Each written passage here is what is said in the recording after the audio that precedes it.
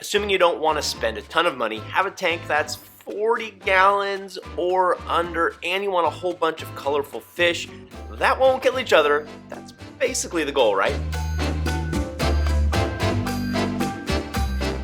Namaste everybody, Matthew here, your BRS beginner guru, coming at you with episode 31 in the beginner how-to guide for saltwater aquariums, the ever-popular top 10 beginner fish list. We don't really mean beginner fish because there really aren't any beginner fish, but we do mean the top 10 fish that are probably best suited for a beginner. If you're wondering how we came up with this list, we imagined a typical beginner, their skill set, the size of their tank, and likely how much money they want to spend, and we came up with a bunch of working assumptions. The first assumption was that it was a brand new hobbyist with limited to no experience with saltwater fish. This beginner probably has a small tank, 40 gallons or under. We assumed community peaceful fish are going to be better than aggressive fish. Then we made sure we went with fish that aren't too expensive. And of course we want fish that are safe for corals, since most beginners will put corals in their tanks. And lastly, we wanted fish that will eat a diverse amount of food, so it's relatively easy to feed them. Before we jump in, be sure to stick around to the end because we're going to give you our recommended stock lists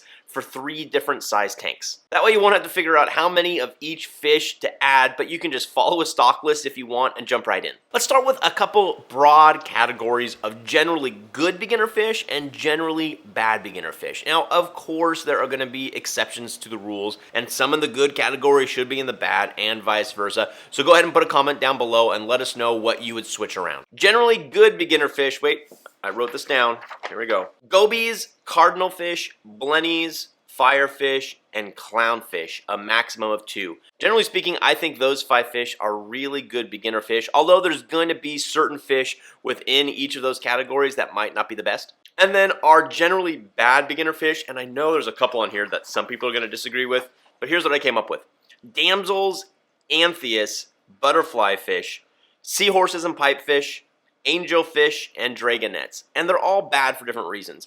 Damsels oftentimes are just way too aggressive and will go after other tank mates. Now that being said, there are some great damsels out there that will be fine in a beginner tank. Then you have your anthias, which do not acclimate well at all, and they need to feed all day, so unless you know how to feed them properly, they're likely going to starve to death. Butterfly fish, another one out there, can be really picky eaters and like to graze all day, so while the copperband butterfly is probably the most beautiful fish out there for an aquarium, don't buy it because it will probably starve to death in a new tank. Seahorses, pipefish, those are just specialty fish. They need different tanks. I have a tank set up and going. I have a chiller set up. The tank's set 72, 73 degrees. They're really prone to disease. You can't have other aggressive fish in the tank. They're just not a beginner fish at all. Angelfish, while they are fantastic and gorgeous, a lot of angelfish, if not most or all angelfish, will go after a lot of your corals, so it's best just to avoid them until you have a better sense of which angelfish might be more or less reef safe. And of course you have your mandarin dragonets. If you were to get a captive bred mandarin dragonet, you could probably have a lot more luck, but dragonets are finicky eaters, and typically, especially the wild caught ones, they only want to eat live copepods. And if you've seen the size of a copepod, they are so tiny, which means they need a ton of them and they can wipe out a tank really quickly, so generally good idea to stay away from them. Here we go, the top 10 beginner fish in alphabetical order, more or less. Fish number 1 is the Bangai or pajama cardinalfish. Either the Bangai or the pajama cardinalfish are fantastic, just slightly different colorations. Their temperament is peaceful. They are just great community fish. They can get quite large, up to 3 inches in size. I think 1 to 3 in most beginner tanks under 40 gallons is a good option, but in larger systems you can get a school of them, which are really fun to watch. Location, they're definitely water column based. They don't move a whole lot. They kind of stay there stationary, so you can get a really good view of them. Personality, I don't know what to call it other than they're just kind of lazy. They just don't do a whole lot. They're not going to interact with you a whole bunch, but they'll move around during feeding. Food, they're pretty much going to eat anything. They are carnivores, so pellets, flakes, or frozen food.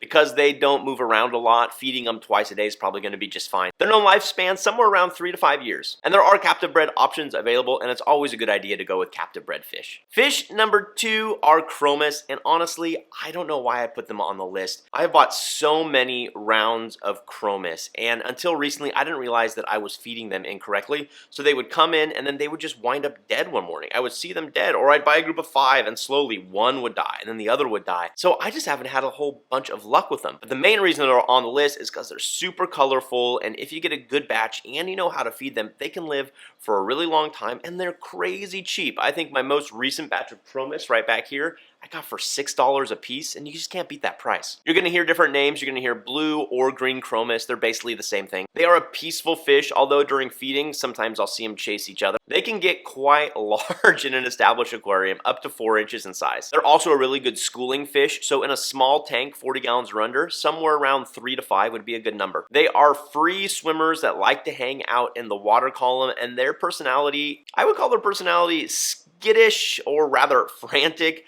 They are darting all over the place at all times, which means that they use a lot of energy, so it's important to feed them foods that are really high in fat. Food-wise, they're carnivores, and they're going to accept pellet food, frozen food, or flake food. You do need to make sure you feed them a lot. Just a twice-a-day feeding is probably not going to be good enough, so you're going to have to supplement throughout the day with smaller foods, especially when they're small, that are really high in fat content. And if you want to feed them some really small pellets, it's probably a good idea to add some sort of fatty acids to that, which we'll talk about in a later video. Lifespan-wise, well, it can be 2 weeks, or literally they can live 8 to 15 years in an aquarium if you know how to take care of them well. And honestly, I haven't seen any captive bred options available, but there could be some out there, so keep your eye open. Beginner fish number 3 is the ever popular clownfish. You're going to see them by all sorts of names, and there's all sorts of species out there, but we're talking about your Ocellaris, your false percula, which is an Ocellaris, and a percula clownfish. When it comes to Ocellaris clownfish, they have been bred captively, successfully for many years, and there are all sorts of designer breeds out there, so just don't be confused when you see all these fancy names. They're still just Ocellaris clownfish. Temperament, they are semi-aggressive. Typically what I see, they are peaceful towards other tank mates that aren't clownfish, but they will go after each other. So you can only keep them in 1 or 2, and sometimes when you put 2 in a tank,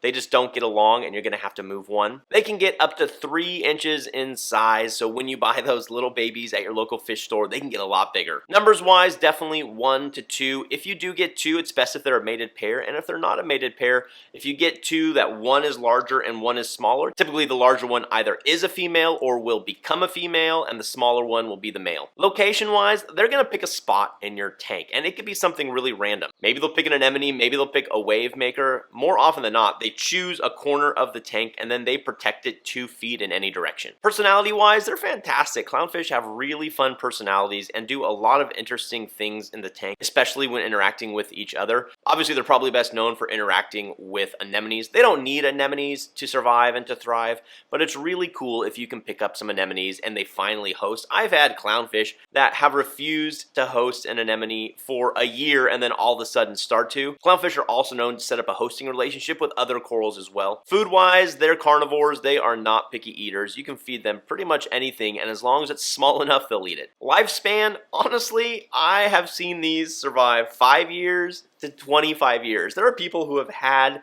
their clownfish for 2 decades, which is crazy. So if you take good care of them, they can live for a really long time. Are there captive bred options? Absolutely. And honestly, I wouldn't even buy a live caught option. There are so many good captive bred options out there in so many cool colorations that you can just go crazy and get a clownfish that looks super cool for your tank. Beginner fish number 4 is the clown goby, and you can go with a yellow, a gold, or a brown clown goby. You'll see these by different names: yellow gobies, green gobies, the citron goby, or the citronous goby. They're all from the same family. Clown gobies are given that name because they look like clownfish, but they're definitely gobies. They're super peaceful fish. They can grow up to 2 inches in size, and I would probably only get 1 of them per tank, but you could pick up 2 if they're a mated pair. Location, they are perchers. They like to perch on your rockwork, and you'll often find them perched on your zoas or your soft corals as well. Food-wise, they're not picky eaters. They're carnivores. They're going to go with frozen foods, flake foods, pellet foods, whatever you're going to put in the tank. Lifespan, honestly, there's just not a lot of good intel out there, but we guess they live somewhere between 5 and 10 years in captivity. Captive bred?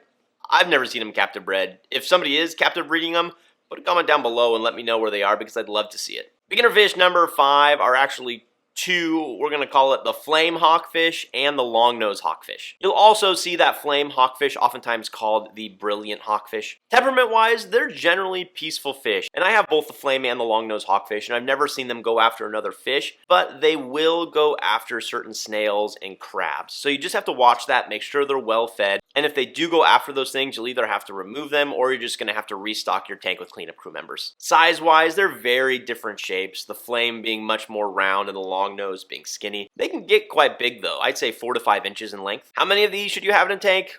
Just one. Now honestly, in my harem tank back here, I do have a flame and a long nose, and they seem to get along fine, so you could possibly mix and match between the species, but definitely only one of each type. Location, well, hawkfish don't have swim bladders, so they swim up for the food and then they just slowly sink. They are some of the most personable fish out there. They are fun to watch. They'll just stare at you all the time. They're not shy. They like to perch on the rock work, on the sand bed. Really, they'll perch on anything. And they probably have some of the best personalities of any fish out there. Food, they're carnivores. If they go after your shrimp and your snails or your hermit crabs, they're definitely carnivores. Mine are not picky eaters. They will eat anything I put in front of them. Lifespan, typically the flame hawkfish lives longer. I'd say 5 to 10 years, with the long-nosed hawkfish being a little less, maybe 5 to 7 years. Captive bred, again, I haven't seen it. If you know of any captive bred, put a comment down below. I'd love to see them. Well, everybody, I don't know what my problem is, but we are already approaching minute 11 in this video, which is way too long. So we're going to have to break this up into 2, so stick around for episode 31B, we'll call it, where we're going to do the remaining 5 in the top 10 list, but also the recommended stock guides for the 20, the 30, and the 40 gallon. As always, everybody, thank you for watching. Happy reefing. Be well. We'll see you next time.